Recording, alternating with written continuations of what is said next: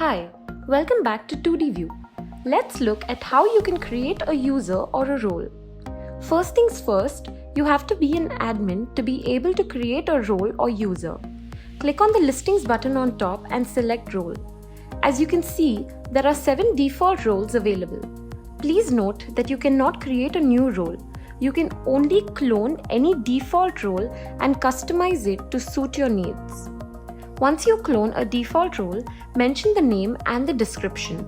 Then comes the most important aspect of creating a role, which is access permissions. Here, you have granular permissions available. Simply click on the boxes and tick the permissions that you want to grant along with choosing either read-only or full access option. There is also an option to restrict access to the different reports available. Once this is done, click on Add and then activate the role. The access permissions helps in maintaining the hierarchy in positions.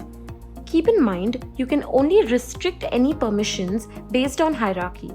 For example, a producer's role can be cloned and permissions can be restricted, but it cannot be taken to a higher level in the hierarchy tree and customized to a head of studio's role.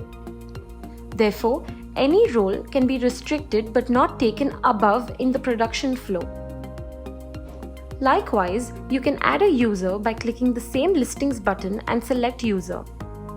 Then click the add button and fill in all the details required, such as the email ID, rating, and so on.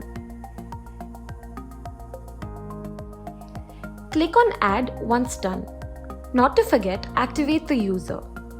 Why I keep reminding to activate the user or role is to put across the fact that you can also deactivate and then reactivate as and when required.